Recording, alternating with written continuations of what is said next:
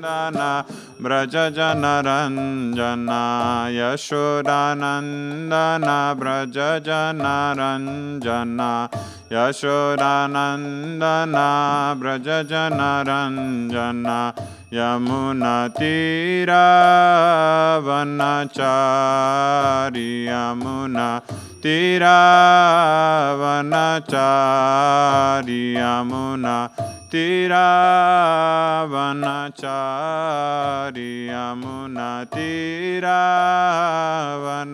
Vanachari Jaya Radha Madhava Kunja Bihari Jaya Radha Madhava Kunja Bihari Jaya Radha Madhava Kunja Bihari Jaya Radha Madhava Kunja Bihari Hare Krishna Krishna Krishna Hare Hare Hare Rama Rama Rama Hare Hare Hare Krishna Krishna Krishna Hare Hare Hare Rama Rama Rama Hare Hare Hare Krishna Krishna Krishna Hare Hare Hare Rama Rama Rama Hare Hare Hare Krishna Krishna Krishna Hare Hare Hare Rama Rama Rama Hare Hare Hare Krishna Krishna Krishna Hare Hare Hare Rama Rama Rama Hare Hare Hare Krishna Krishna Krishna Hare Hare Hare Rama Rama Rama Hare Hare Hare Krishna Krishna Krishna Hare Hare Hare Rama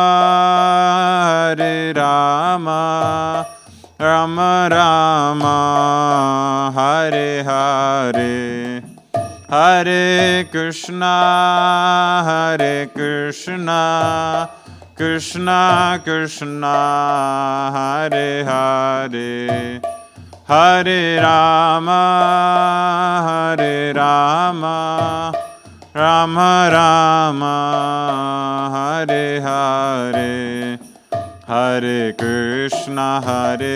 Krishna Krishna Krishna Hare Hare Hare Rama Rama Rama Hare Hare Hare Krishna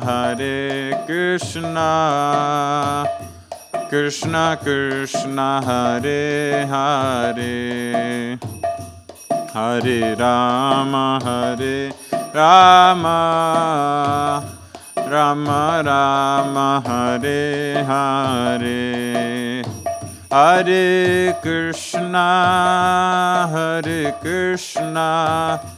Krishna Krishna Hare Hare Hare Rama Rama Rama Hare Hare Hare Krishna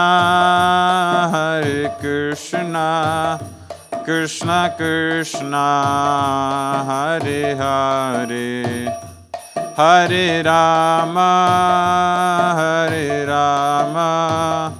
Rama Rama Hare Hare. Srila Prabhupada ki.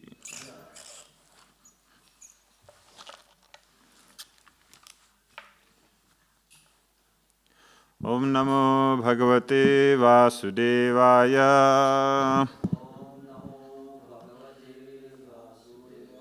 Om Namo Bhagavate Vasudevaya.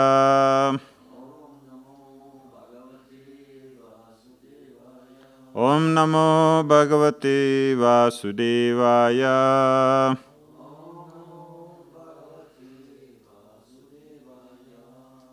Reading from Śrīmad-Bhāgavatam, Canto 4, Chapter 20, Verse 8.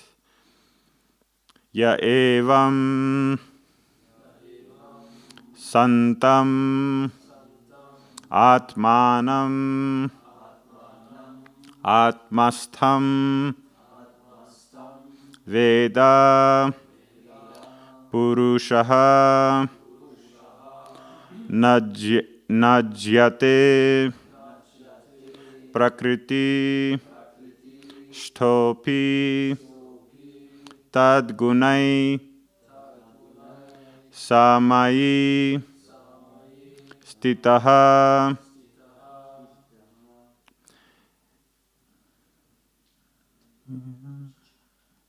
Ya evam santam atmanam atmastam veda purushaha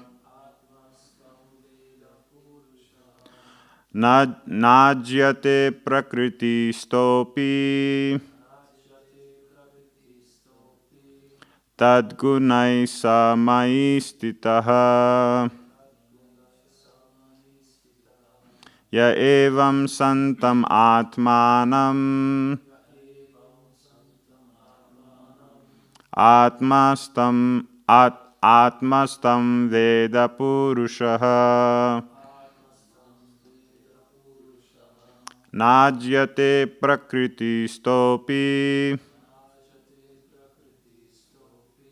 tadgunai samai stitaha. Ya evam santam atmanam atmastam veda purushaha najyate prakriti stopi tadgunai samai stitaha. Prabhu? Ya evam santam atmanam atmastam veda purushaha najyate prakriti stopi tadgunai samai stitaha. Ya evam santam atmanam atmastam veda purushaha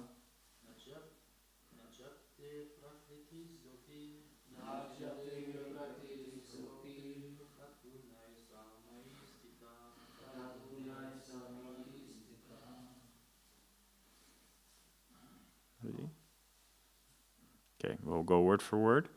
We'll speak in English, so if someone does need Dharaka Prabhu will do translation if you need translation.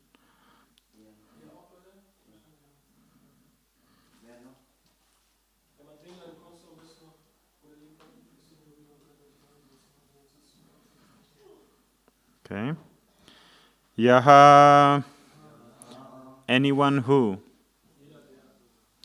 evam, thus, santam, existing, atmanam, the individual Atma and the Supreme Personality of Godhead, Paramatma. Atmastham, situated within his body. Veda, knows. Purushaha, person. Na, never. Ajyate, is affected. Prakriti, in material nature.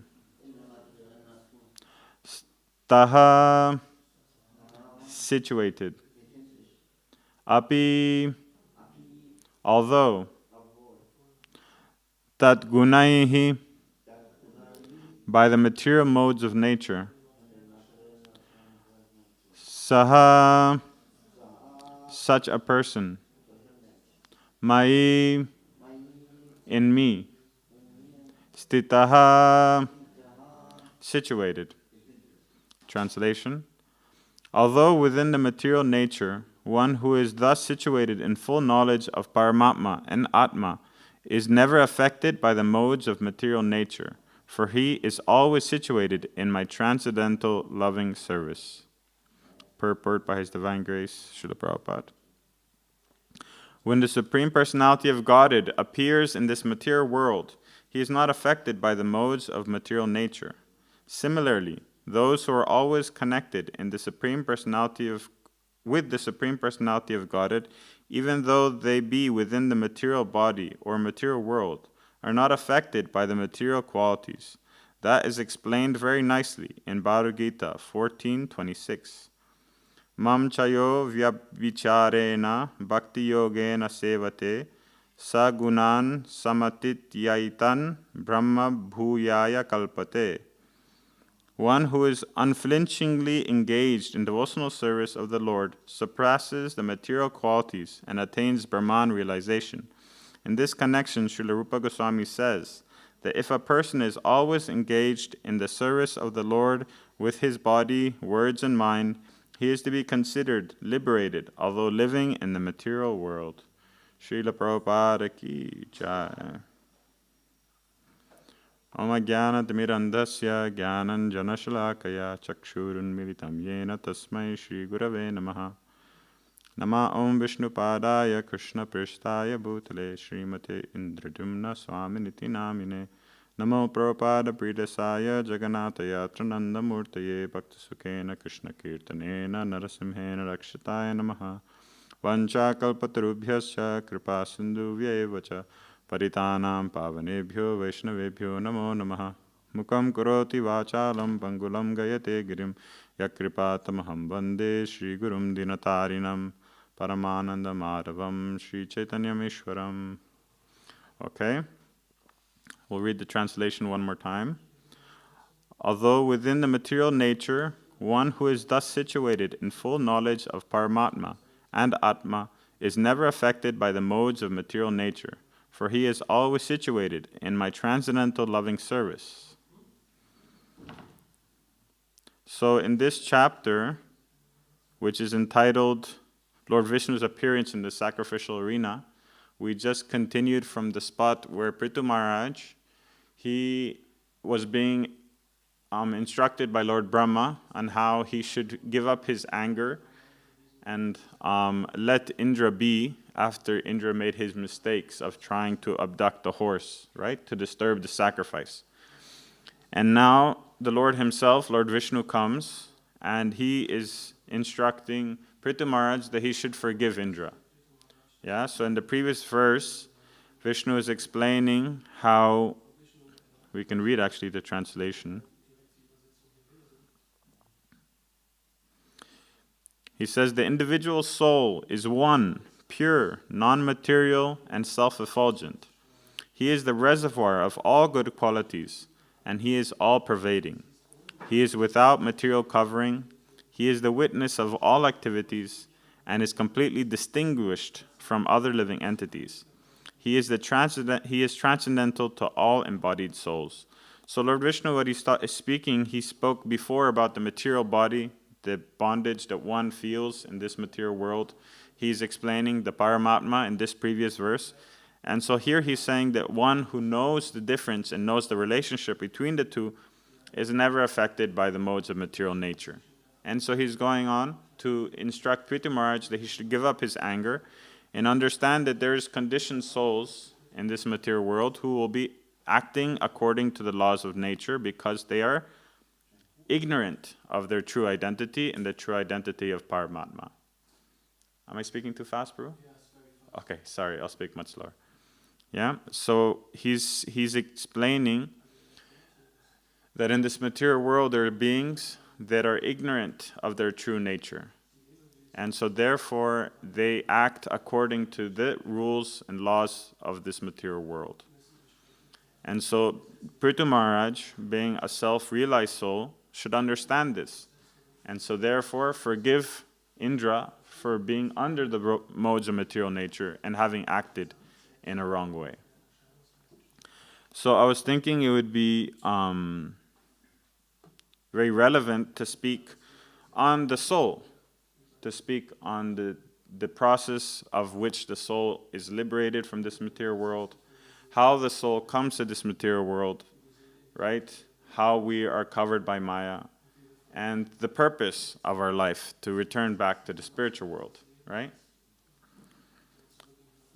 So I will be speaking on the Dashamula Tattva. The Dashamula Tattva is the 10 principles of our philosophy that was so nicely put together by Srila Bhaktivinoda Thakur. Right? Bhaktivinoda Thakur, as we all know, was one of our main Vaishnavacharyas, right? And after putting many books together, he summarized our entire philosophy into 10 points. Right? This is from the teachings of Lord Chaitanya, from all the different teachings that Lord Chaitanya gave to Sanatana Goswami, to Rupa Goswami, to many different personalities. All the different topics and principles that are there, he summarized into 10 main topics. And so he called this the Dashamula, or the 10 roots of our philosophy. Yeah? So I will give a short summary of all of them, and then we'll speak specifically on those relating to the soul. Yeah? So the first one is pramana, which means evidence. Yeah? So you have to establish which scriptures and Vedas are relating to our philosophy. Yeah? So Chaitanya Mahaprabhu, he cites in so many different Puranas and so many different Shastras what are connected to us, to our philosophy. Yeah? Where the evidence for our philosophy or our understanding comes from. Yeah? The second is the Parama Tattva, which means that the Lord Krishna is the Supreme Personality of Godhead. Yeah? And everything that is connected to that. The third is Sarva Shaktiman, that he is the possessor of all good qualities and opulences. Yeah? He possesses all good qualities. We know the 6 opulences, right? And so he has those opulences and qualities in full. And so therefore, he's the Supreme Personality of Godhead. Yeah? Number 4 is Akila Rasamrita Sindhu. Yeah? So Krishna is the ocean of all relationship, or all rasa, which means that any relationship that can be there in this material world or exists is there within the Lord and can be in its perfect state in relation with Him, let's say like that. Yeah? So this is number 4. Number 5 is Vibhinamsha Tattva, which means that all jivas, both those who are in this material world and those in the spiritual world, are expansions from Him. Yeah? That's the 5th one. The 6th one is Baddha Jiva, which means that some some living entities or some jivas are in this material world and are covered by Maya, right? And are therefore trying to enjoy separate from Krishna. The seventh one is Mukta Jiva, that some jivas are eternally liberated, are pure, and are in full understanding of their relationship with the Lord. Yeah, that's number 7. Number 8 is Achintya Beda Beda Tattva, which we know, right? Simultaneously different and same, inconceivable nature of the Lord. Yeah, so it speaks about his inconceivable potency, his pastimes, the relationship between him and his devotees, how he comes to this material world, and everything that's connected to that. It's a very important pillar of our philosophy, right? Number 9, Shuddha Bhakti. Yeah? Pure devotional service is the only means by which we can attain the ultimate goal, right? So this is something very particular of our philosophy. It speaks about pure devotional service, not about going to Svargaloka, going to heaven, going to enjoy, getting good results, right? This is above and beyond that is pure devotional service. So that's a very important part of our philosophy. And 10 is Krishna Priti, understanding that transcendental love and affection to Krishna is the ultimate goal. Yeah? And specifically that relation in Brajdam. So that between the gopis and Krishna, between the sakas and Krishna. So that's something that Chaitanya Mahaprabhu gave us. And specifically the gopi bhav, or that which the gopis have with Krishna being the highest of the highest. Yeah? The most perfect. So these 10 principles basically cover all the teachings that we receive from Chaitanya Mahaprabhu. And if we go deep into each of these different principles, you'll find everything that we need to know for our philosophy, for us to understand it, right? And by reading anything to do with our philosophy, or Śrīmad-Bhāgavatam, Chaitanya Charitamrita, we will find that all the topics are within one of these sections. Yeah? So it's a different way of approaching it, basically a synopsis, and then afterwards you can go deeper into each section. So there are 4 aspects within this that are to do with the soul, or relating to the soul. And that is that Vibhinamsha Tattva, which means that the souls are a part and parcel of the Lord. Second being that Baddha Jiva, some conditioned souls are covered, right? They become conditioned, covered by Maya. Some are Mukta Jiva or Mukta Baddha, which means they are free from this material world and they know their relationship with the Lord. And 4 is Achintya Beda Beda Tattva, that they're simultaneously one and different from the Lord. So we'll go into those 4 points in particular to understand more about us, what we're doing here, what we're supposed to be doing here, let's say better like that, and how we can come out of this material world. So first we'll speak about Amsha, or Vibhinamsha Tattva. So we know that we are part and parcel of the Lord. And in this relation, the example is given of a fire. The sparks of the fire have the same quality of fire, right? Heat, light, but they're minutely only a tiny part of the big fire. Right? They're a very small part of that. And so this we can understand that we have, or the jiva has, the qualities of the Lord, the same quality, but quantity is different. Right? Just like if you take a drop of the ocean, you can examine it and you can understand what comprises the whole ocean. But you cannot compare quantitatively the drop to the ocean, because obviously it's different. So understanding that we come from the Lord, and so therefore our duty is to have a relationship with that Supreme Whole again, helps us to put our perspective in the right way. So when we come from the Lord, or let's say when we are created, which is again a materialistic understanding, because in the Supreme Lord, time and space is different, right? In the material world, we understand everything: creation, existence, and destruction, past, present, and future. But in the spiritual world, those don't really matter in that way. Everything is in relation to the Lord's desire. Yeah? But for us to understand, the Goswamis and Bhaktivinoda Thakur, he puts it in a way of creation, existence, and therefore what happens later, right? So when the jiva comes into being, he has the choice to either understand or to go towards Krishna and serve him, or to enjoy separate from Krishna. And that is the meaning of tatashta sakti, right? Tata in Sanskrit means the water, and ashta in this connection means the border between the water.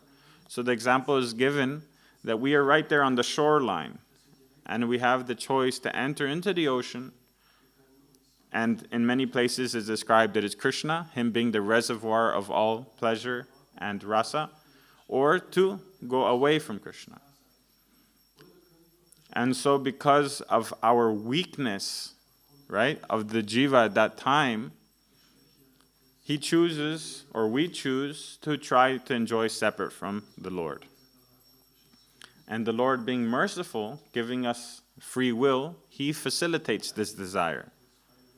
Facilitates us in a way where there's parameters, there's ahankara which covers us, which allows us to even try to enjoy. Yeah? Allows us to even think that it's possible to enjoy separate from the Lord. And we're covered with our subtle and material body. But then along with that comes all the different problems. Then one might ask, why is there problems? If the Lord wants us to enjoy separate from him, or if he wants to fulfill that desire, then why does he create problems? Right? Why couldn't he just make a playground where we can go enjoy and be happy? Right? This is a very simple question, and it makes sense. Right? But it's because of the Lord's mercy that he knows that true happiness cannot be achieved in that way. Yeah? True happiness will never come in that way. True happiness of the soul is when he's in connection with the Supreme Whole, with the Supreme Being, with the Lord. And so therefore, to help us understand that, he gives us the ability to be our own controllers, so to speak. And so we take karma into our own hands. And whatever we do has an opposite result, right? Exactly the same result comes back.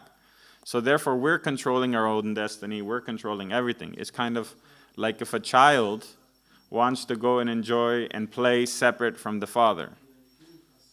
Okay, but then the father won't be there to catch him when he falls from the slide. Won't be there to help him onto the different rides he wants to climb onto. Won't be able to help him catch the fruit that he's trying to reach. Right? You want to go enjoy? Go, but then you're going to suffer the consequences. Yeah? So therefore, the Lord created this world in this way. And we try. We try and we try and we try to enjoy separate from him. But when we understand that we are being covered with Maya, and therefore we are unable to see that we would actually be more happy in connection with him, then it's easy for us to start to separate ourselves from this covering. Yeah? When we understand this, then we create a desire for us to start getting into contact with the opposite side, which trying to get rid of this desire to enjoy separate from the Lord. Yeah? So then that brings us to Nitya Baddha, right? To the next point, that we are conditioned. Some living entities are conditioned. I was listening to a lecture by, I forgot the name of the devotees. I can't remember the name of the Swami, but he was speaking on that we are in the minority, right? Sometimes we think that this material world, there must only be a few jivas in the spiritual world, and we are here, and we have to get back, but we are in the minority. And this is very clear in the Śrīmad-Bhāgavatam. It's described that the spiritual world comprises 2/3 of the creation, right? And we are only 1/3. So that means that we are in the minority. Most of the jivas are up there with the Lord. The example he gave is that there's prisons in the world, but not all the citizens are in the prisons. Only those who have done something wrong are there. The rest of them are living their normal lives. So we are in the minority. And we are here because we chose to try to enjoy separate from Krishna. Yeah? So we are covered with Maya. And that brings us to the same point that we talked about earlier, is then why did the Lord create Maya? Right? Why did he create this potency that covers us and makes us completely illusioned of his identity? This question was actually asked to Srila Prabhupada here in Germany many, many years ago. Right? His Holiness Satyananda Swami, on his first encounter with Srila Prabhupada in an open class, they were doing a program, he had this question, and he asked Prabhupada that if God is all good, why did he create Maya that puts us in this material world and makes us suffer? Why would he do this? And Prabhupada answered this very simply. He said, Krishna didn't create Maya, you created Maya. And Satyananda Maharaj really understood the point. He said that he understood that we are the ones putting ourselves in this situation because we try to enjoy separate from Krishna. Yeah? At that moment, he was a new bhakta, and he was kind of, not really sure of the meaning. But what he took from the statement of Srila Prabhupada was that there's more to this philosophy than just, God is good or bad. And so therefore, if he created something bad, he must not be all good. The classic question from other religions, right? And so understanding this, we see that the Lord didn't create the situation we're in. We created it. It's like if the child goes and plays separate from the father and gets injured and says, it's your fault. No, I told you to be with me and stay with me, I can help you. And you wanted to go climb the tree on your own. You fell and you got hurt. I was trying to help you, you said, I don't want your help. And so now you're in this situation. Right? So it was us that wanted to enjoy separate from the Lord.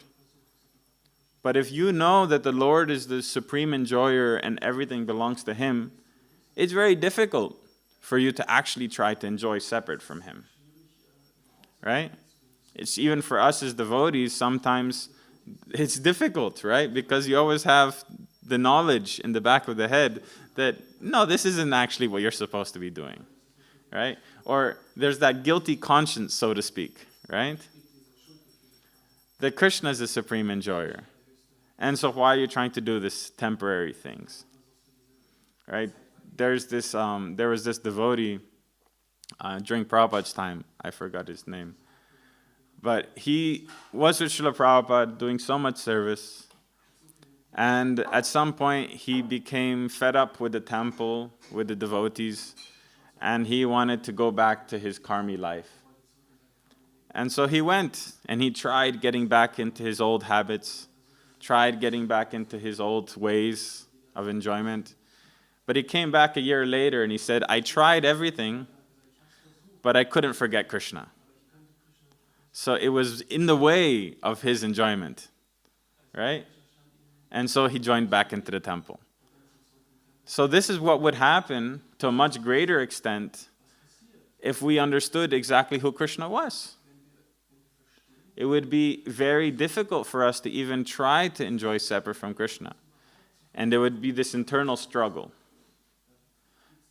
And so the Lord mercifully created this situation in which we can think we are the enjoyers. And to try use this desire we have until we become free from it. Yeah? So this is the situation we're in, this Nitya Baddha. Which brings us to the third one, Nitya Mukta. Yeah? So there are living entities that are eternally liberated. And they are in the spiritual world, such as the Sakis, Prahlad Maharaj, Lakshmi Devi, right? They are eternally souls, eternally in the association of the Lord. And they are never going to be covered by Maya because they are fully surrendered. Right? So how do we, Nitya Baddhas, get to that point of becoming Nitya Muktas? Right? So Bhaktivinoda Thakur, he gives the process that basically it's sadhu sangha. Right? By association with devotees or by coming in contact with another devotee, then one develops the desire to become like them, to become separated from this material world, to become separated from our desires. So the question comes forth, how do we come into association of devotees? We hear many times that it's through causeless mercy. Yeah? How is that possible? How does Krishna pick and choose who comes in contact with devotees and who doesn't? Right? So this is the causeless mercy of the Lord and the devotees. But one thing the Bhaktivinoda Thakur says is that there's different types of sukriti by which one can not become eligible or become pulled towards the association of devotees. Yeah? So there's 4 different types of sukriti, or 3 different types. Let me check. Okay, So the first one is bhakti pavartaka, which means that which evokes devotional service to the Lord, right? So there's those things which are devotional service to the Lord and brings one to devotional service. And then there is avantara phala pavartaka, which means those activities which brings external results, right? Fruitive activities, right? Those things that bring enjoyment, material enjoyment, right? There's so many different types we know. And so those activities that bring pure devotional brings devotional service are like following Ekadashis, living in the holy dham, associating with devotees, eating Mahaprasadam, hearing about the pastimes of the Lord, right? So some of those things can be done knowingly or unknowingly. Let's say someone is traveling and happens to go to Holy Dham without even knowing. He just went for tourism, right? That's going to bring him sukriti, pure sukriti, let's say this bhakti pavartaka sukriti, that gives one already, credit in devotional service. Right? So this might have been unknowingly. And this might not take fruit in this lifetime, might take fruit in a future lifetime. And in a future lifetime, because of that sukriti one gained, he will be put into association with devotees when he is ready. Yeah? This is some special factor of devotional service that it never goes away. Right? Whatever you have attained in devotional service stays there and is there for you whenever you're ready to perform devotional service again. Yeah? It's the best bank balance, let's say like that. Yeah, it never is going to go away. Yeah? So the Bhaktivinoda Thakur, he says that, however, if someone knowing of these principles, let's say a jnani or a karmi, someone who's actually performing religious activities for material gain, even if he goes to the holy dham or he observes Ekadashis, takes prasadam, but his mentality is that of material enjoyment, it will not give him that desire for devotional service. It will not give him that bhakti pravartaka sukriti. Yeah, because he is knowingly performing those for a different purpose. On the other hand, someone who's innocent, right, who's never heard of anything of this and is just, happens to be traveling on Ekadashi and doesn't eat any grains, right? Happens to be traveling through India and goes to some holy dham and happens to pick up a piece of garbage, right, and cleans the holy dham. He gets supreme benefit. And so therefore, in a future lifetime, or in this lifetime, he will have the opportunity to come in contact with devotees, and so therefore start his process of devotional service. So this is the way by which the eternally condemned, or let's say the Nitya Baddha, turns to the Nitya Mukta. Here's the first steps. Yeah? Then by the association of devotees, one gets the desire to go back to Krishna. One gets the desire to get rid of these material desires that we're suffering from. And wants to develop his relationship back with the Lord. Yeah? And so this is so important. This sadhu sangha is such an important part of getting to that process of devotional service. Yeah? So these are the three main principles that are to do with the soul. How we came, how we're in this material world, and how to get out of this material world. Yeah? And the last one is the Beda Abeda, or Achintya Beda Beda Tattva. Right? That we are at the same time one and different from the Lord. We spoke about this in the beginning, how we are qualitatively same, quantitatively different. But this inconceivable potency of the Lord, his pastimes, how he gives his mercy to the living entity, we see in the examples of, Śrīmad-Bhāgavatam, the examples of Mahabharata, Bhagavad Gita. There's so much difference in the way the Lord interacts with his devotees. Right? Let's say in the example of Ambarish Maharaj. Ambarish Maharaj had the entire universe. He was so powerful, king. Right? And the pastime that happened with the Rasa Muni didn't really change the situation that much. Right? He stayed a devotee. And after the pastime, he continued using his opulence and everything in devotional service. But then you have an example like the Pandavas. Everything was taken away, everything was given, everything was taken away, everything was given. Right? Back and forth, back and forth. Such calamities, then so much pleasure. Such calamities. Right? So then you think, how can we understand the Lord's relationship? This is inconceivable. Right?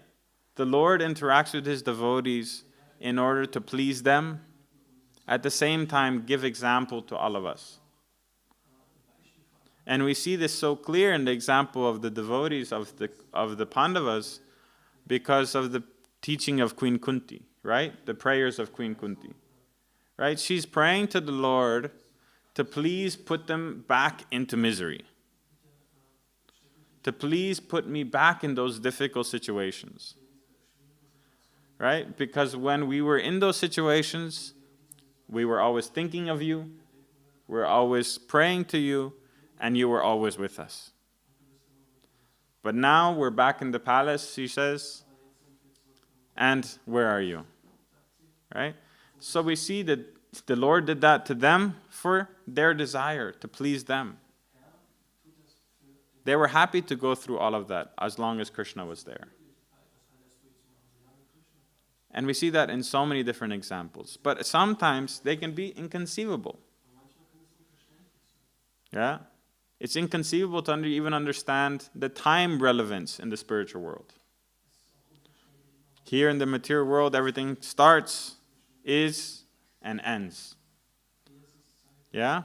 In the spiritual world, it's not like that. But we always, whenever we think of the spiritual world, we have to put it into our formula of understanding things.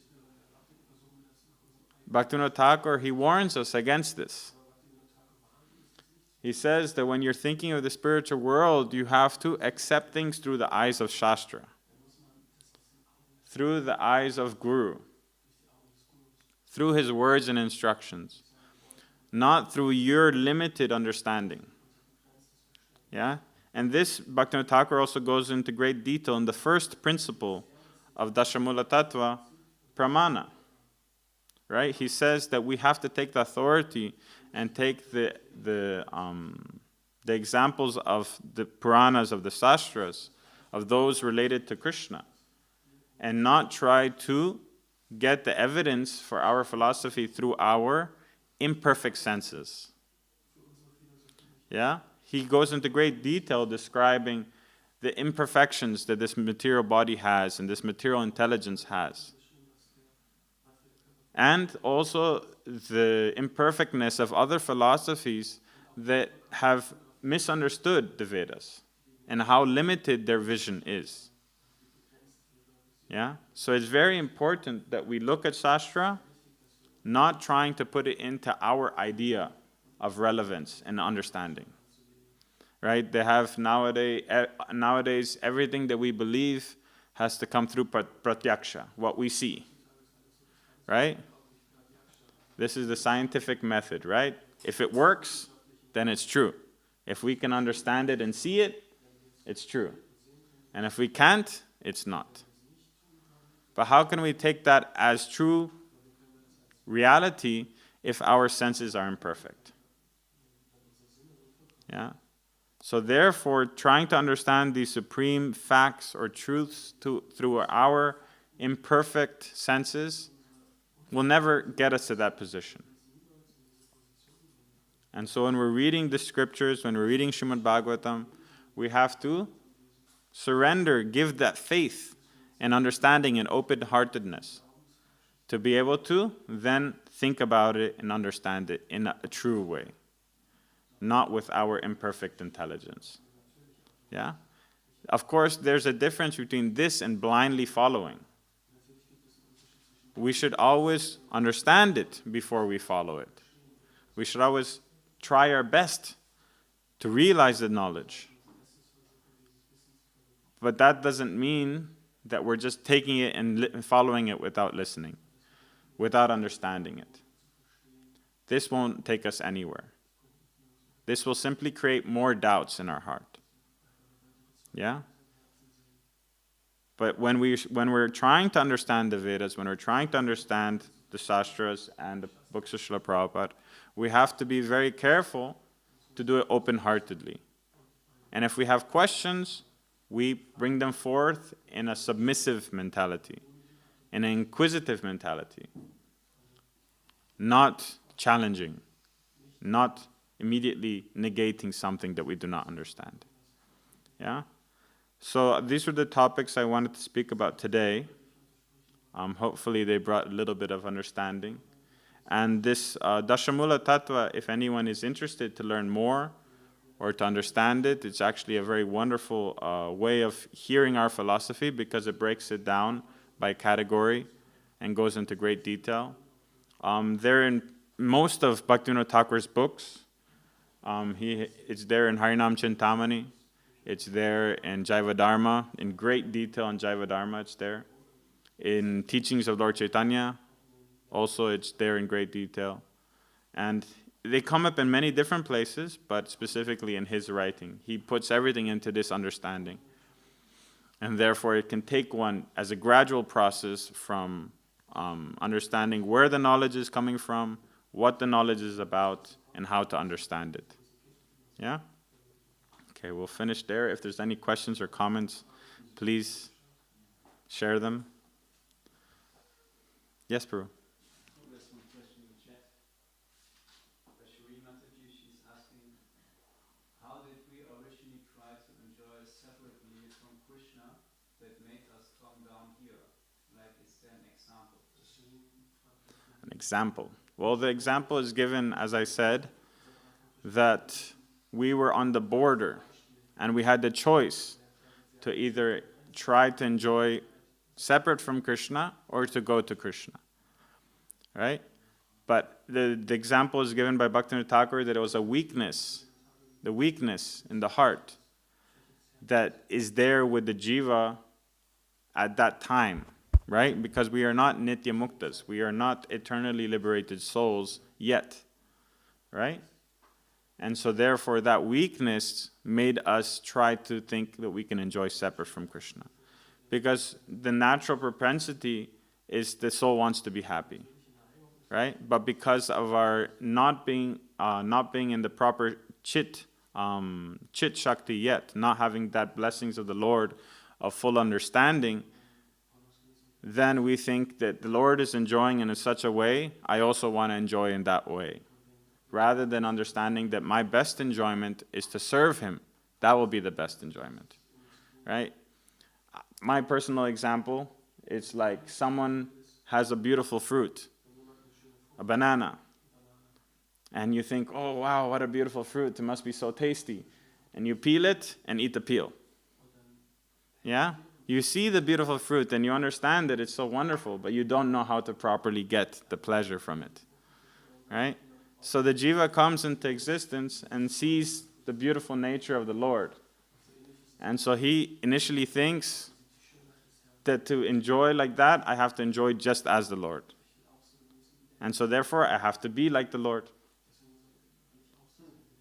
But to properly get rid of that desire, one has to go through the experience. Yeah? There's, Srila Prabhupada sometimes would give the example of the child that wants to touch fire. The father says, don't touch fire, it's going to burn your hand. The child says, no, I want to touch it. The father says, don't, you'll burn your hand. He says, no, I have to touch it. So that child needs to touch it to understand that it burns. Otherwise, the next day or the few days later, he's going to see fire and he'll want to touch it again. So to ensure that once we get back to the spiritual world, we never want to touch fire again, the Lord gives us the opportunity to try. And we think that, it's so many lifetimes we're here. Billions and trillions of years we're here. But this is our relevance of time. In the spiritual world, time is eternal. There's no beginning, no end. And so just as the example of Śrīmad-Bhāgavatam, when Gopakumar comes back to the spiritual world, it was just a blink of time. It was just a moment in time.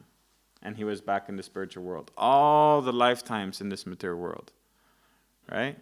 It didn't even comprise a moment. Yeah? So we think, but why Krishna put us here for so long? It's not so long. For us, it's so long. But for Krishna, it's just a moment. Yeah? So I hope that answers Shireen's question. But yeah, this is also one of those things that are a little bit inconceivable. Yeah? This is one of those things that we cannot fully grasp with our material understanding, But this is another aspect. Bhaktivinoda Thakur speaks about that it's the Leela Shakti of the Lord. That the Lord is putting us through pastime and taking part in that pastime for ultimately our pleasure and His pleasure. And so we know what our next part in the pastime has to be. Get out of this material world. And then, therefore, we'll be together with the Lord's pastime. Yes? Any other question or comment?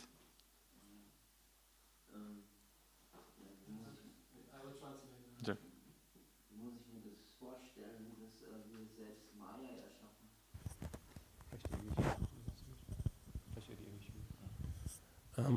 How can I understand it that we ourselves create Maya?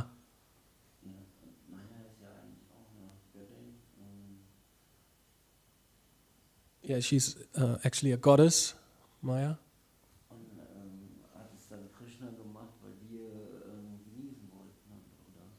Oh, wie kann ich mir das dann vorstellen, ich kann mir das nicht vorstellen, dass ich So- selbst eine Göttin erschaffe. Did Krishna do it because we wanted to enjoy separately? Because I cannot imagine how we ourselves create a goddess.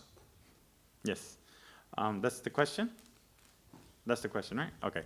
So in this connection where Prabhupada said that you have created Maya, he was answering Sachinandan Maharaj's question of that, why did Krishna create this material world and put us into this situation that we're in, right?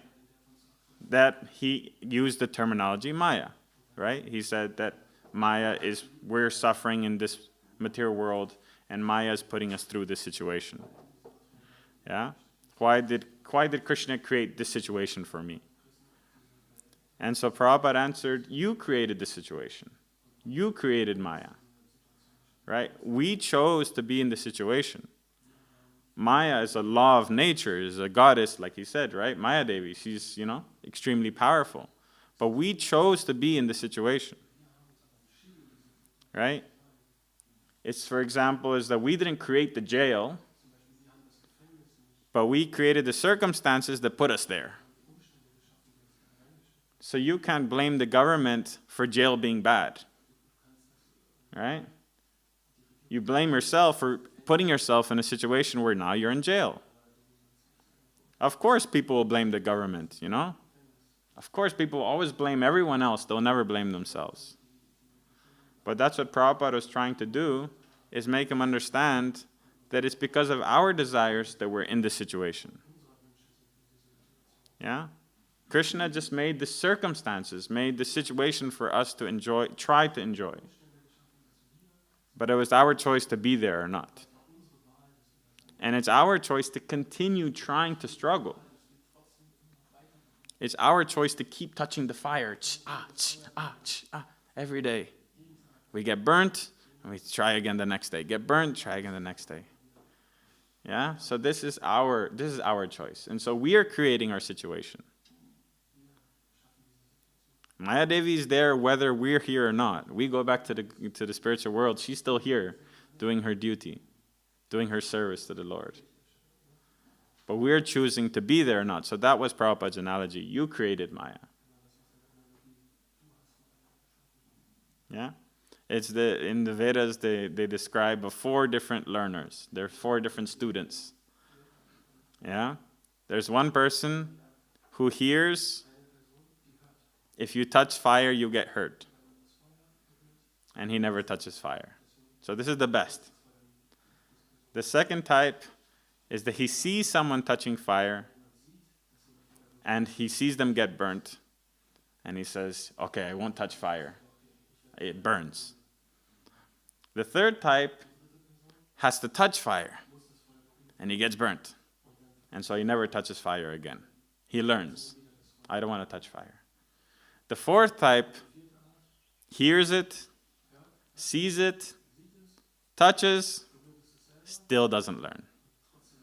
Right? So we're all the fourth type. We've been touching fire every day, all the time, every moment, trying to enjoy, separate from Krishna. But still we don't learn. Yeah? So this is our situation. We have to slowly shift to the third, to the second, to the first. So that in the beginning of the day, we remember not to touch fire today, not to try and enjoy something separate from Krishna. Yeah? Yeah. So it takes a gradual process. But right now, we are the kids that every day are just touching. Yeah. So it takes some time. It takes our practice. Yeah? Did that answer the question?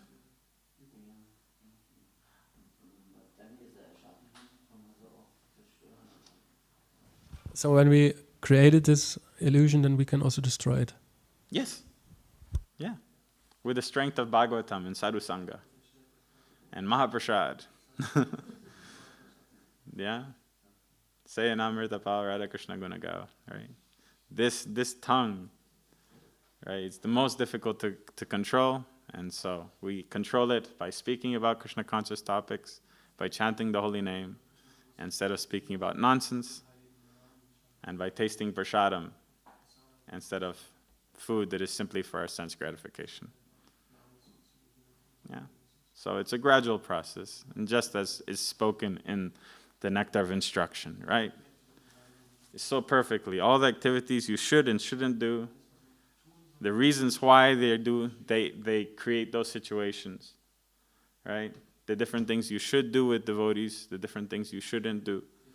Everything is there. The Goswamis and Srila Prabhupada gave us everything we need. We have to read and understand and remember. Yeah? It's like today when I was reading, I was trying, because we learned this in school, and I was trying to revise it and to remember it. And it came to mind that when Ganesh came, right? Ganesh came to Vyasadeva and was going to write the Vedas. Then Vyasadeva said that you can only write it if you understand it, right? Because Ganesh said that I will write, but if ever I have to stop writing, then I'll go. Means if you're not speaking fast enough, basically. And Vyasadeva said, okay, but if you can only write if you understand. Right? So they were in a constant competition. That Vyasadeva is speaking, and then Ganesh is thinking about what he said and trying to understand it and then writing it down, and so it became like this kind of exchange. So only if we really understand something, realize something, then it really takes note. Yeah? Otherwise, Vyasadeva is worried that Ganesh would just be like a mindless copier. And then the real feeling and understanding of the Vedas wouldn't come through. So when we read something, we shouldn't just read and be thinking about what we're going to do the next day. We shouldn't just read and at the same time be planning, how I'm going to eat my breakfast and what I'm going to put on my sabji and what I'm going to do. No. You read and really, really try to think about it and understand it. And then it'll actually take heart. Yeah? Okay, let's finish there. Grantaraj Śrīmad-Bhāgavatam ki, Śrīla Prabhupada ki, Jai Nitai Gaura Premanandi.